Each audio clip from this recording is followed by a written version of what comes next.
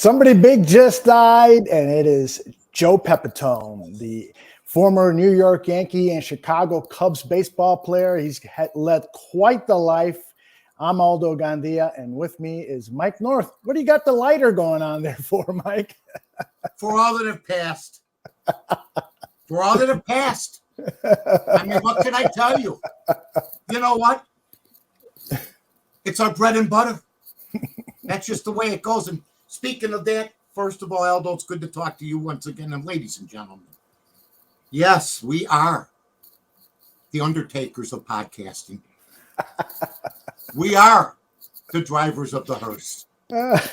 Yes, the morticians, if you will.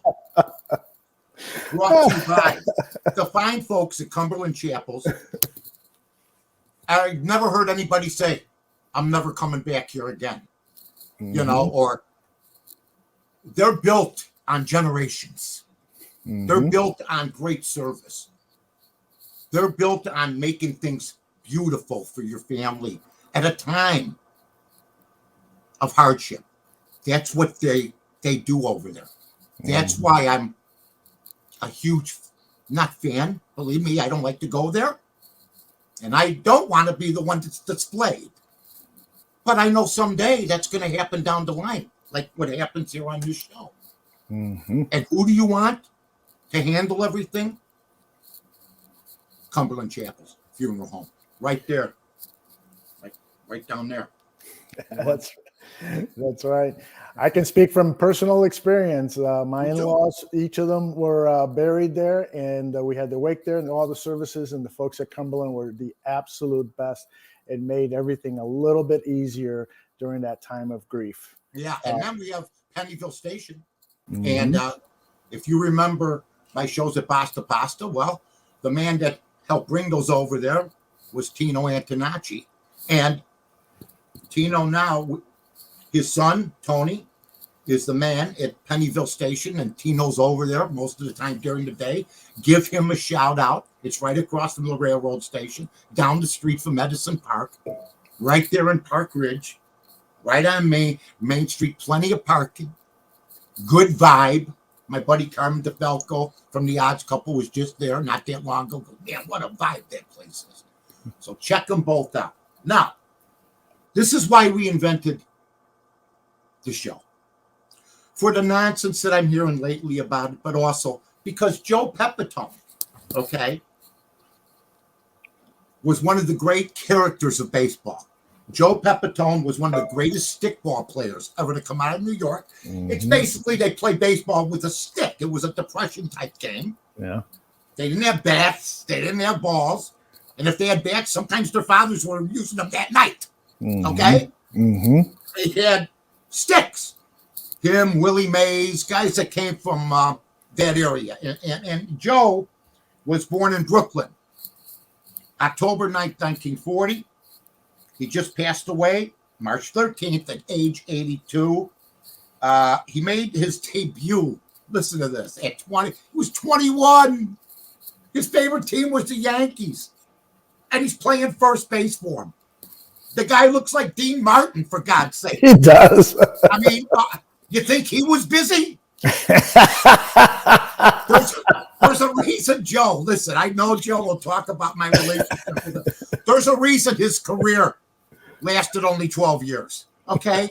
Because remember that song, I love the nightlife, I love the boogie, I love the boogie right now. That was Joe.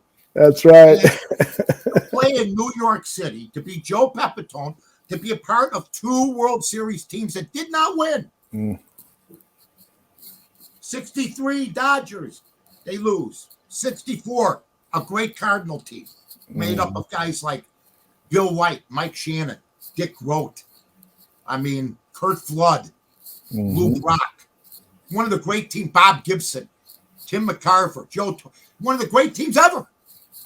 So they lost, but Joe is 22, played on a World Series team for his hometown Yankees.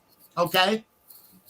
So on On top of that, Mike, he was a 3-time Major League Baseball All-Star, won 3 Gold Gloves. Mhm. He really was a good player, but as you said, there were other things going on in his life. Well, wait.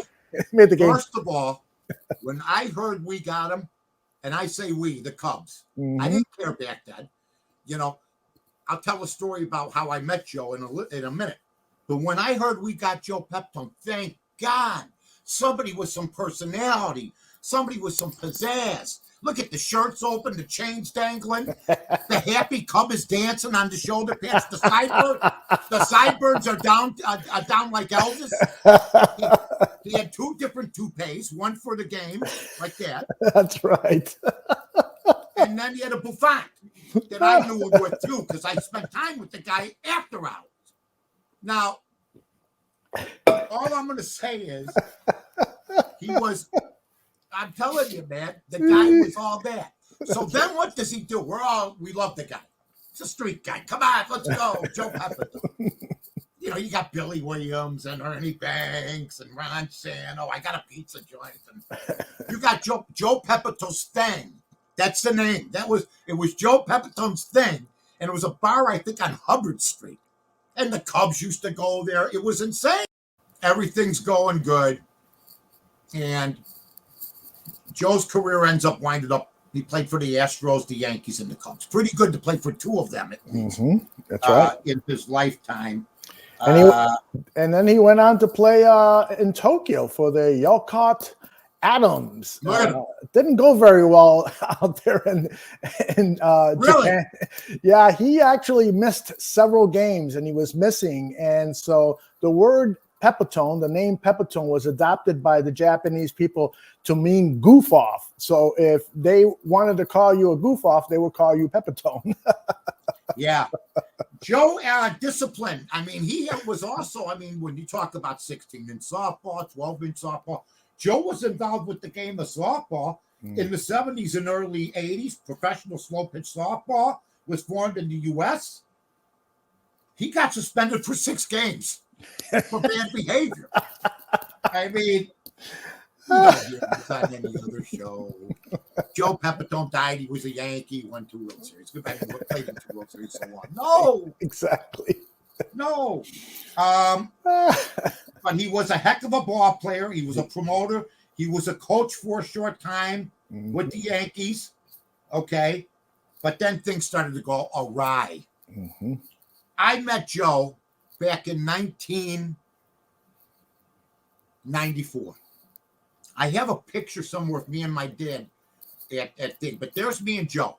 Somebody accused me on Twitter today, go to North or Aldo Gandia or bar room where we carried the show, and accused me of being on the juice. And I'm not happy about it. Because maybe it was the angle, but I'm much bigger than Joe. I'm happy to be there. It was a great time. And as it turns out, I was the first pick in the draft. And I played center for a while. Then I caught because our catcher got hurt and they had nobody else that could catch. The guys are over 35.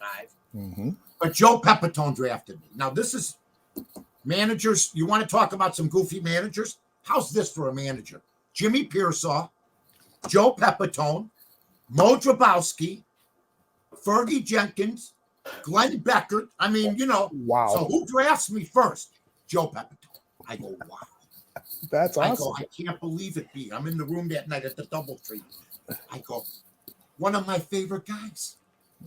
I can't believe it. So the next day we got a meeting at breakfast, the team meeting. Mm-hmm. He ain't there. He was late for the meeting. He was in the training room hungover. We did real good. We had a lot of fun.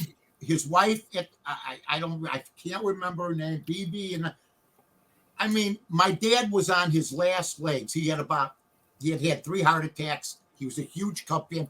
On the score, people would ask me, "Why you're a White Sox fan?" I never let on my dad was sick. My dad was a huge Cub fan, so he got to go to everything.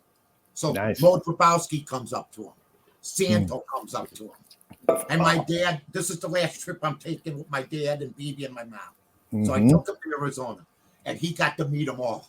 Randy Hundley, Hi, Don. How the hell are you? You know, lifetime of memories. Then he sees me get a hit in the game against the Cubs, where I got hit off Grabowski down the right field line. And if you're used to playing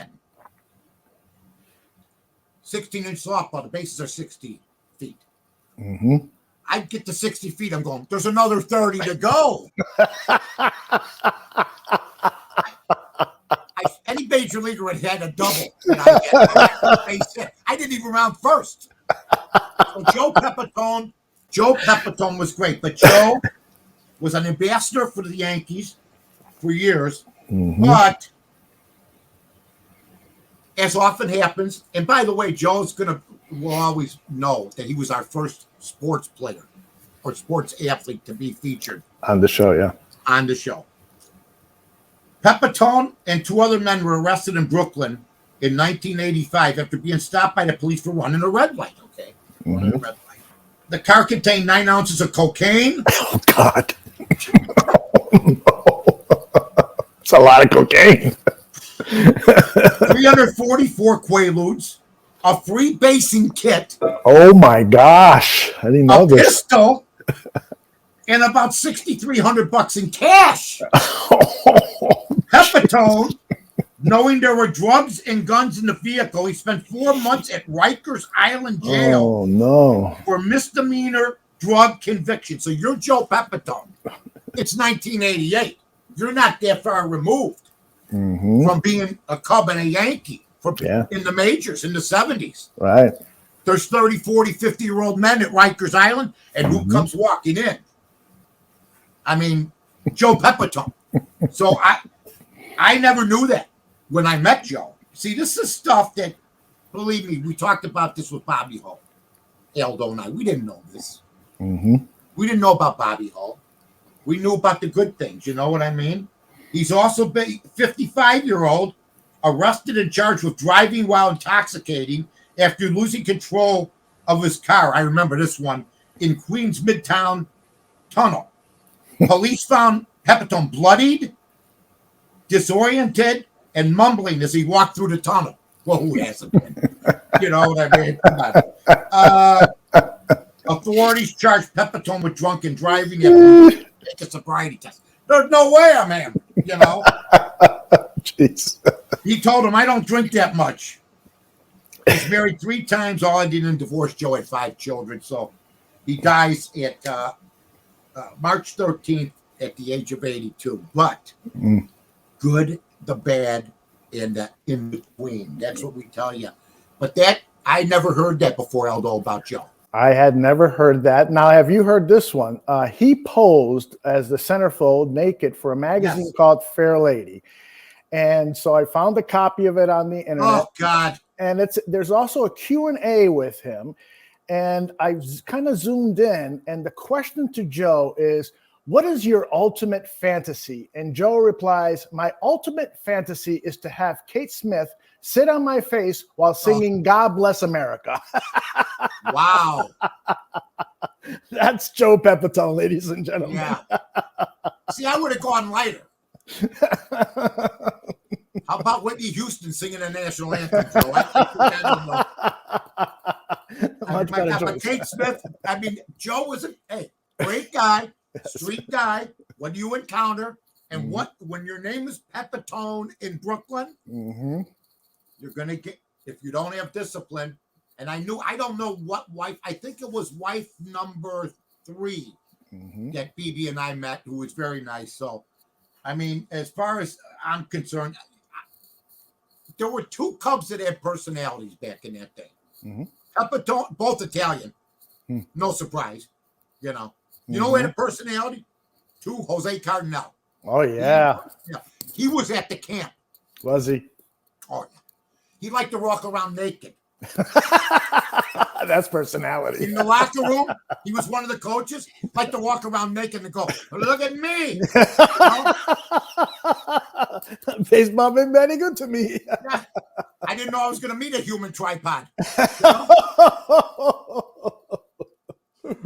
But him and Joe and Carmen Fanzone was a third baseman. Oh, my goodness. Carmen Fanzone. Yes. Here's the Italian Cubs. Ron Santo, what's your dream? To own a pizza joint. Joe Pepitone, what's your dream? To own a bar. Carter Fanzone, what do you want to do? I want to play a trumpet at a nightclub. Those are our Italian guys. Am I right or wrong? You're Those absolutely are our right. guys. I remember that story about Fanzone. Yes. Fanzone played the national anthem. Anyway, anything on, and people say, why didn't we?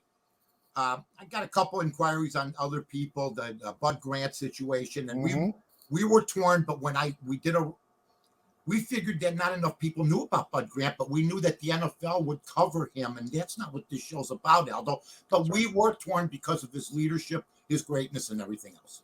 Indeed. Bud Grant was one of the all-time greatest coaches in the National Football League. Famous, of course, for coaching the Purple People Eaters in Minnesota and losing every Super Bowl that he took those teams to, unfortunately. Well, that's why he wasn't on the show. Yes. I mean, the guy's a two-time Super Bowl winner. He's probably on. But as far as I'm concerned, he's their Ditka or whatever Alice in Minnesota. Just couldn't make the final push. But also, I guess I'm not supposed to feel bad, and neither are you about that. The snubs, I want to just say hi to Mia Servino, who's following me now. I'm following her. And to Paul Servino's wife, Dee Dee. Want to say hi to her also. She answered a tweet. How can you be a professional in the TV business? And I know, Aldo, you've run things in TV. But I saw at the Oscars, and I know it's going back to Dennis Farina when Tom Dreesen got upset about that. And a lot of us were in the Italian community, especially, that Dennis didn't get honored. Now, all of a sudden, Paul Servino doesn't get honored. Anne Heche doesn't get honored. Then they tried to say, well, because they died after the year. No, Anne Heche died in August. How do you have something for 4 minutes? Lenny Kravitz takes up 55 seconds. Death is very serious. And the major leagues and NFL cover death on their athletes very well. But this is why we're here, because of the ignorance of people that are under 30, it seems, that don't know what. You got to know that Paul Servino died. And he's got to be featured, don't you? Well, you would think, as you said, I've run many organizations before, and that's something that's so important, that you would have someone you can trust to keep track of every famous person that died. And so I don't have, any qualms with them acknowledging a famous publicist.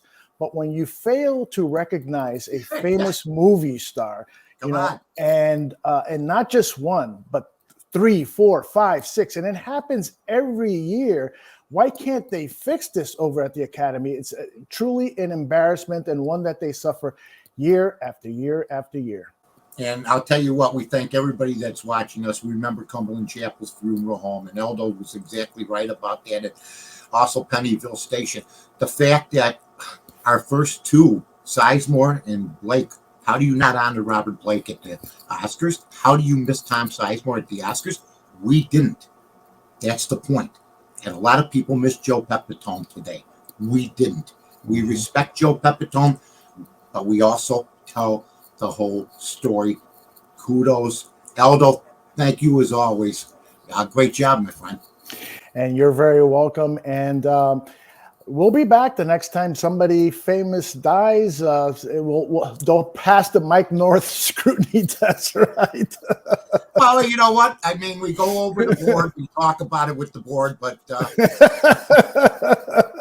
it's a tough decision because we get paid by the head. I don't want to overdo it. You know what I'm saying? That's right. I feel like a bounty hunter.